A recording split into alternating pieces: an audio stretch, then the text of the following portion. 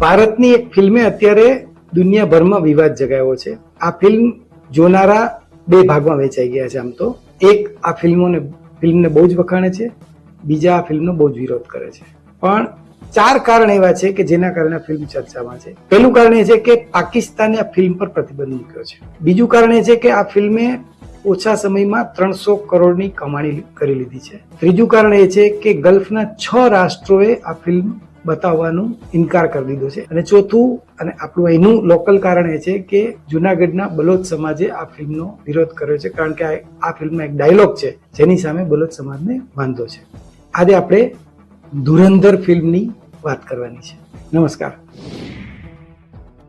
ધુરંધર ફિલ્મમાં બહેરીનનું એક ગીત છે અને બહેરીને જ આ ફિલ્મ ઉપર પ્રતિબંધ લગાવી દીધો છે.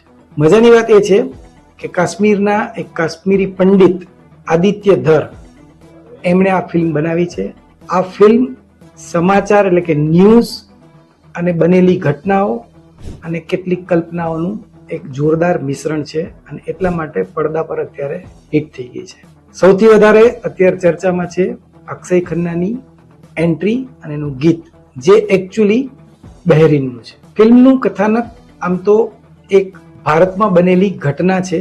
2001માં સંસદ પરનો હુમલો, 1999માં કંદહાર હાઈજેક પ્રકરણ અને 2008માં મુંબઈમાં તાજ પરનો જે હુમલો છે એ છે. આ બધી જ વાતને વણી લેવામાં આવી છે. આપણે અહીંયા ફિલ્મની સ્ટોરી નથી કહેવાની, પણ તાજ પરના હુમલામાં પાકિસ્તાનમાં બેઠેલા હેન્ડલર કઈ રીતે જે હુમલાખોર હતો એમને સૂચના આપતા હતા, એ સૂચના ભારતીય ઇન્ટેલિજન્સ એજન્સીએ ઇન્ટરસેપ્ટ કરી લીધી હતી અને એની અસલી વાતચીત આ ફિલ્મમાં બતાવવામાં આવી છે, જે દર્શકોને 100% જકડી રાખે એવી ઓડિયો ક્લિપ છે.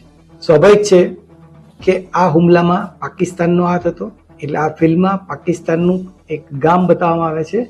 જે આખો વિડિયો જોવા માટે ડાઉનલોડ કરો દિવ્ય ભાસ્કર એપ.